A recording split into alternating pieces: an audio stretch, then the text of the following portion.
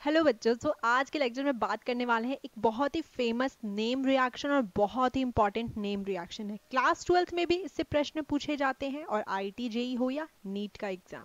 तो देखिए इस नेम रिएक्शन जिसे हम कहते हैं गैब्रियल थैलीमाइड सेंसिलेशन। तो इस नेम रिएक्शन में होता क्या है, यहाँ पर हमारे पास एक कंपाउंड होता है जिसका नाम होता है थैलीमाइड। देखिए इस कंपाउंड के को याद रखना बहुत ज़रूरी है कि इस कंपाउंड को सबसे पहले याद रखिए क्योंकि इसी कंपाउंड का सबसे ज़्यादा यूज़ है। उसके बाद यहाँ पर आपको लेना है पोटेशियम हाइड्रोक्साइड या कोई भी बेस चलेगा। ज़्यादातर हम वैसे क्षार को लेते हैं जो स्ट्रॉन्ग है, जैसे KOH NOH। तो देखिए यहाँ पर क्या होगा कि ये एक अम्लीय हाइड्रोजन है। ये कैसा हाइड्रोजन है? अम्लीय।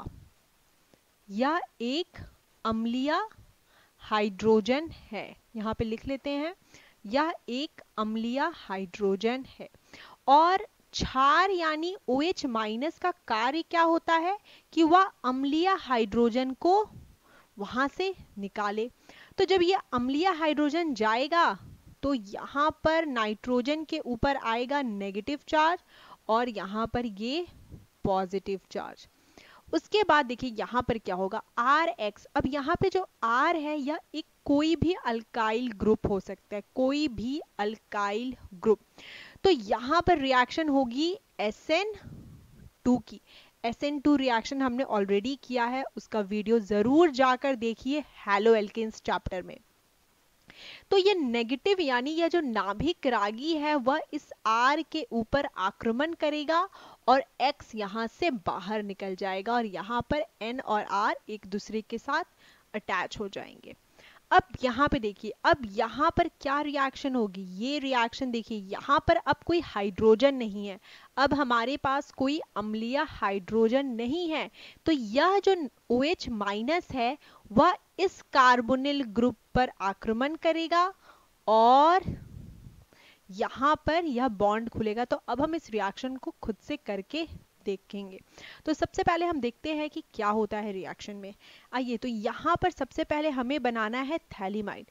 तो थैलीमाइड का रिएक्शन हमें याद होना चाहिए, उसका स्ट्रक्चर याद होना चाहिए। तो देखिए उसके स्ट्रक्चर में यहाँ पर नाइट्रोजन, एक हाइड्रोजन, यहाँ पर एक कार्बोनिल ग्रुप था।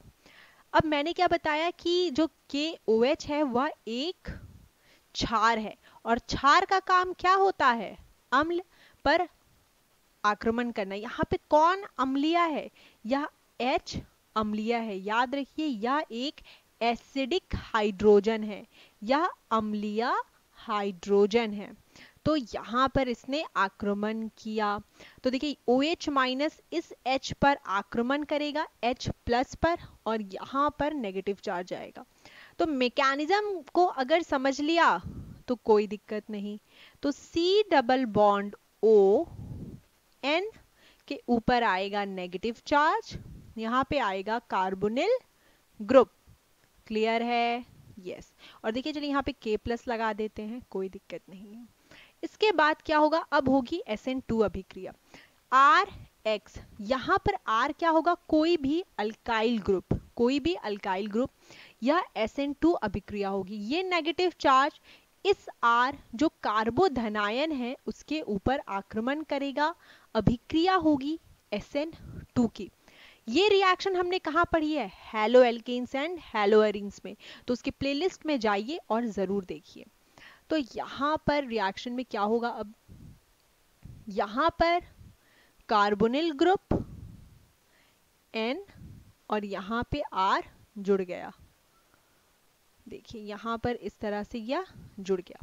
अब फिर से यहाँ पर हम क्षार का उपयोग करेंगे, लेकिन यहाँ पर अब जब क्षार का उपयोग करेंगे तो वह अम्लीय हाइड्रोजन को नहीं निकाल सकता क्योंकि यहाँ पर अम्लीय हाइड्रोजन अब तो प्रेजेंट नहीं है।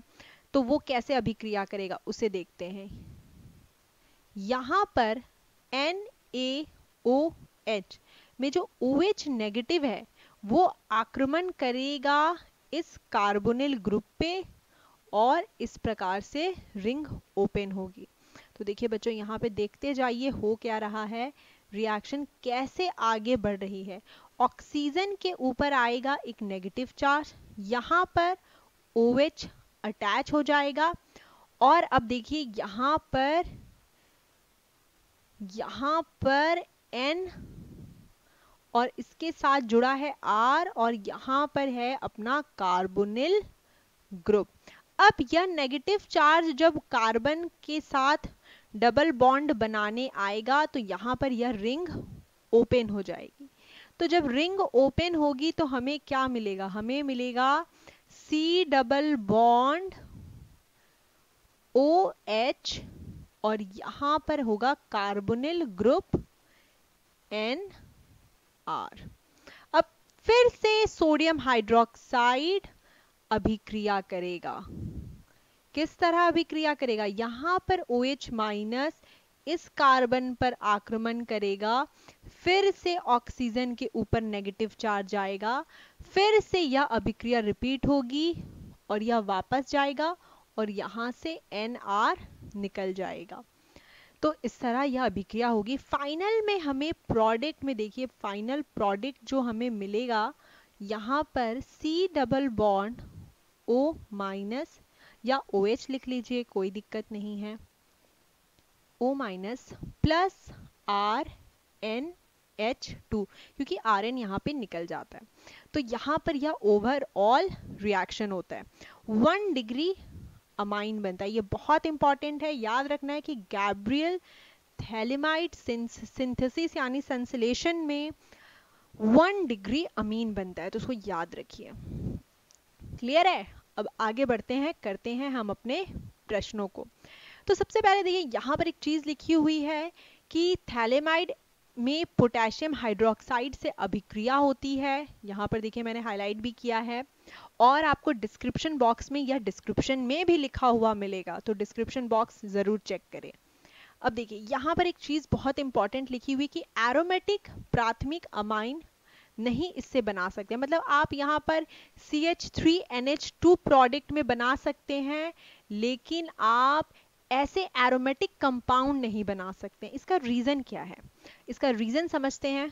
तो देखिए बच्चों की जब हम अभिक्रिया कर रहे थे, यहाँ पे देखिए जब हम अभिक्रिया कर रहे थे और नाइट्रोजन के ऊपर नेगेटिव चार्ज था, नाइट्रोजन के ऊपर जब नेगेटिव चार्ज था और हमने SN2 की अभिक्रिया की, अगर उस SN2 की अभिक्रिया के जगह यहाँ पर हम या क्लोरोबेंजीन ले ले, यहाँ पर हमने क्या लिया था, जैसे यहाँ पे हमने RX लिखा था या RCl लिखा था, अगर हम यहाँ पे क्लोरोबेंजीन लिख ले तो यहाँ पर ये अभिक्रिया नहीं हो सकती। इसका रीजन क्या है, इसका रीजन क्या है, यह अभिक्रिया नहीं हो सकती। इसका रीजन क्या है, इसका रीजन क्या है, इसका रीजन ये है कि यह इसके ऊपर आक्रमण करेगा तो इसे यह डबल बॉन्ड तोड़ना पड़ेगा। मतलब यहाँ पर यह जो बॉन्ड है बहुत स्ट्रॉन्ग बॉन्ड है, बहुत ज्यादा स्ट्रॉन्ग बॉन्ड है, क्योंकि यह sp2 कार्बन से जुड़ा हुआ है। ये किससे जुड़ा हुआ है, sp2 कार्बन से। ये जो कार्बन है ये आपका कैसा कार्बन है, sp2 कार्बन, और sp2 कार्बन से क्लोरीन का आबंध है जो बहुत ही स्ट्रॉन्ग है, तो यहाँ पर इसे तोड़ना असंभव है। तो यहाँ पर हमें सिर्फ और सिर्फ एल्काइल ग्रुप्स मिलते हैं।